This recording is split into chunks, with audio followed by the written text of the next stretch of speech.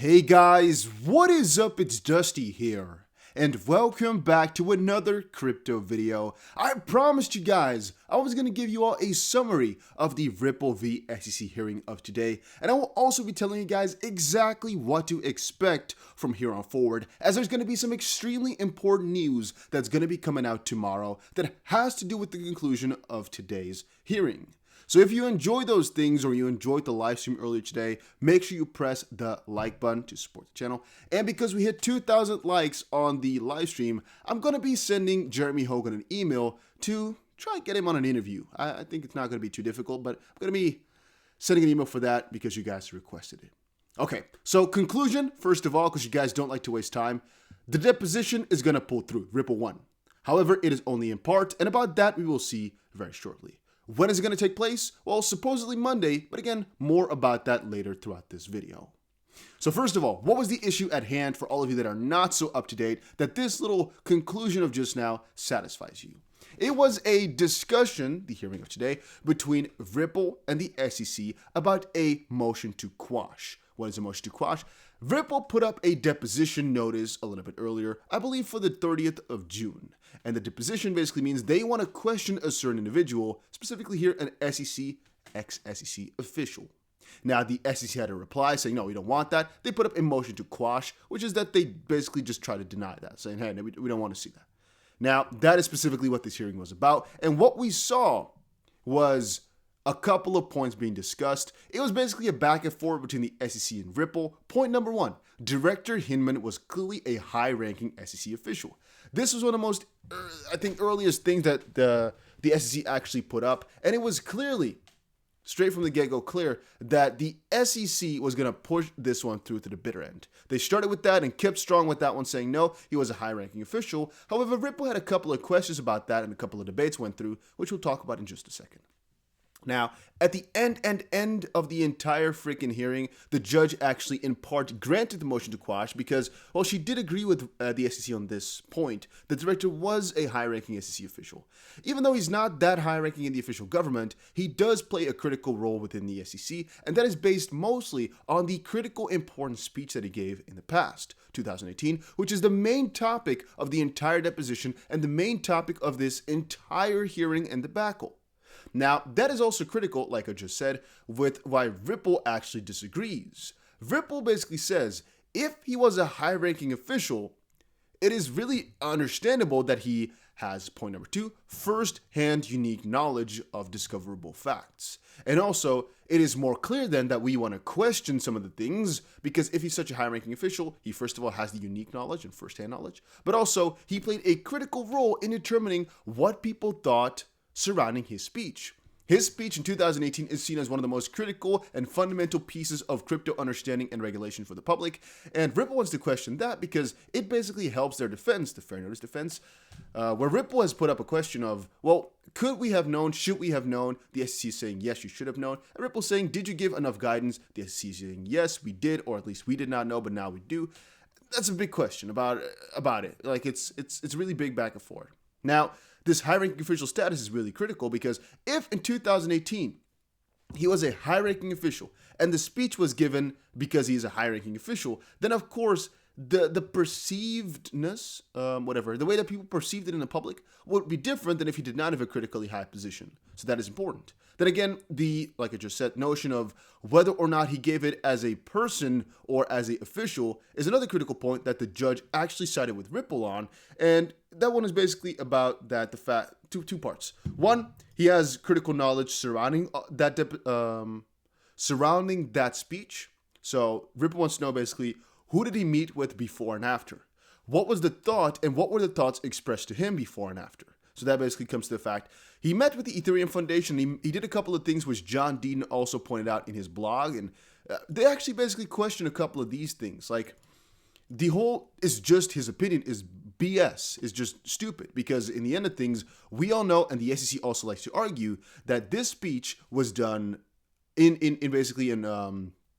I don't know, overleg in Dutch, is basically they discuss in discussion with SEC members, and the opinions expressed were SEC official opinions because the entire speech is being greenlighted by the SEC to come out.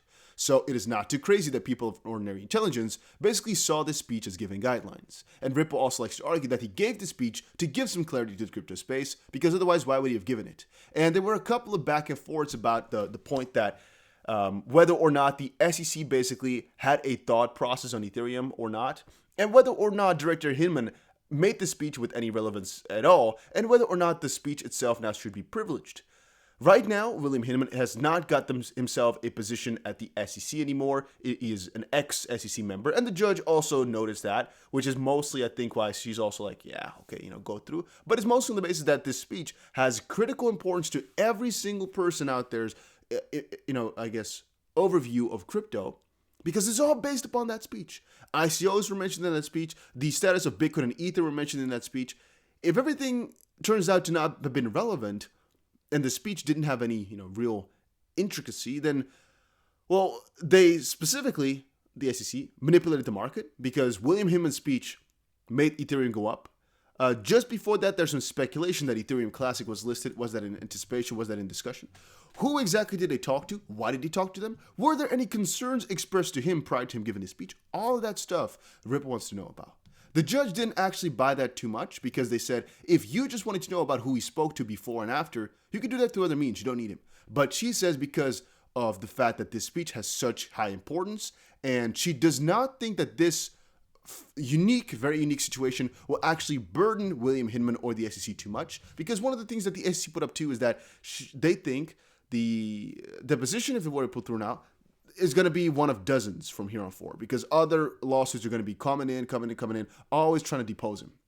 She said, no, this one is such a unique circumstance because it's the first one to do it specifically this way, and it's one for critical importance to this, but also to the future of crypto. Because right now, I believe the judge wants to find out too, what about Ethereum? What about the status of it? Was it an SEC decision, or was it William Hinman's personal decision? And that one is going to pull through so much further. It's going to have some critical importance to that one. And that's mostly the question which will be answered shortly. And that's what I said in the beginning of the video. What's going to happen later today? What's going to happen? What's going on? Well, the judge basically said, as a conclusion, you will be deposing William Hinman. However, I do not want you to depose him twice, which is one of the SEC's concerns. And by the way, if you're wondering why I'm all over the place a little bit, it's because I'm trying to remember everything on the top of my head, but it was more than an hour, and I tried my best to give it in the live stream, but it's hard to remember everything. So I'm trying to give you guys everything. If I missed something, sorry, but you'll hear more about it tomorrow anyway. The judge basically gave the conclusion, in part, I'll grant it, you can depose him on Monday. She basically asked first if the schedule is still standing. Ripple said yes. But the SEC had an objection saying, well, but might not really be that smart because we really haven't come to a conclusion about what should be asked and we don't want to be deposed twice. Judge said, yes, I get that. So we have two options from here on forward. One, we're basically going to go through like we did right now, and you're going to be giving me a document tomorrow about that. Point number two is basically we stall it for another week or a little bit and we, come to a new conclusion. Doesn't really matter, all of that. The conclusion is right now, tomorrow, there's going to be a document from Ripple. There's going to be a document from the SEC, most likely tomorrow evening, New York time, so mind you that, about what the SEC wants and what Ripple wants. But as it currently stands, the deposition for this Monday, I believe this Monday, yes, the 19th, is still on the schedule. Tomorrow, however, could change that. And it could also change exactly what is being questioned, because the big question is also going to be what information is privileged. And if all the information regarding the speech is privileged, then it has no use for Ripple to question him because they're going to not get anywhere. And that is Ripple's biggest concern here. The SEC has put everything on a specific two words that I can't think of anymore. It was a really difficult combination, but it basically comes down to a certain privilege where they don't have to explain about it and they don't have to give it over. One of the things at very near the end, basically, is actually this right here. And we'll see the word, I think. NetBurn hearing. As it heads to adjournment, Ripple Counsel angrily tells NetBurn the SEC is withholding every part of every internal memorandum, citing privilege and its position is untenable and prejudicing the defense. And the judge should be aware the SEC is throwing deliberative privilege, that's the word I was looking for, the two words, over everything they don't want to share. And there was a big discussion within the hearing about whether or not this deliberative privilege should be handled after deposition or before. Now, Ripple's side saying we should handle all this afterwards, unless we're talking about this specific, part about the deposition itself. And the SEC saying no, we should handle this before, because the SEC thinks it's all deliberate, it's all basically privileged. So the motion to dismiss should be be thrown out basically, and the motion to strike will most likely be granted. That's the SEC side. Ripple, of course, having the exact opposite. So there's some counter there. The SEC is throwing deliberate privilege over everything they don't want to share, and NetBurn should not be surprised if it happens over scope of Hinman's deposition. That's, again, what Ripple said in part, and that's also what the judge basically thought of as well. That's why, again, tomorrow there's going to be 2 letters about what exactly they want to do, and that will basically continue on over the next couple of days here. The SEC and Ripple going back and forward is what they should do. Even right now in the evening, they should already go back and forward, come to a conclusion, and again, tomorrow give their conclusion to the judge. And they have to basically decide whether or not they want to depose him on Monday or a couple of weeks from now or 1 week from now, for example. And if the SEC wants to claim privilege and what exactly Ripple wants to question. And the judge also asked if they want to kind of have some parameters or not from there on forward. But once more, we'll see more in the document. And that's also why I want to keep this one pretty short, this video, because there's a part 2, basically. The SEC disagrees with Ripple's statement and then confirms it's entirely true, because they basically contradicted themselves, saying, no, we don't really hold things back. We've given you and we're trying to help you. But then they're later saying, like, yeah, but all of that stuff is privileged. So they basically kind of shot themselves in the foot. NetBurn urges the parties to resolve what Ripple's counsel raised. Chris Larson's counsel asked NetBurn for guidance to tamp down the SEC's sweeping privilege claims at every step. He basically here said, as it currently stands, if the deposition pulls through, they're going to basically say on every single point that it's privileged, and so we're not going to get anywhere. He really said that quite bluntly, like, Judge, please just rule on this now, because if we're going to do this Monday and they're going to say on every part privilege, what are we going to do? And the judge actually said that she's going to allow this whole deposition because of that specific speech. So I believe, too, that she might help them a little bit on that. Might come in. Even though she does agree that some parts are privileged, mostly on the basis that he is a high-ranking official, or at least was, which is an important basis. NetBurn impatiently says to put the disputes in letters to her and she will rule on them. She says the Ethereum speech is central to why she ruled to depose Hinman, and there are real privilege issues linked to that which will need to be navigated, and she is available to rule on them. Now, that is also two-parted. She does not need to rule on the facts basically surrounding the speech, but from the speech itself, because she basically said if it was only about a little bit before, a little bit after the speech, it's not that difficult to make a decision, and we can actually come to a decision right now, tomorrow, basically. But about the real in-depth about the speech itself and the privilege issues there, she said it can be kind of tricky. Parties are instructed to send letters by tomorrow. The hearing adjourns. So, yeah, that's as it currently stands, the most important part of it. There was another couple of things, like, for example, a back and forth about who exactly wanted more time and basically why they wanted more time and why one party would want to stall it and the other party would not want to. There's a couple other small parts in that which might have been relevant, but we'll come back to that all tomorrow in the more important update, because right now we don't really have any conclusions. As it currently stands, Ripple did win, yes. However, at what cost, right? We don't know exactly what they can be questioned for. At the end of things, though, one question was central, and Ripple's side even explained somewhere throughout that that's actually the only thing they need to know for certain, which is, did William Hinman say the speech basically out of his own name or out of the SEC's name? And for both of these scenarios, they will win.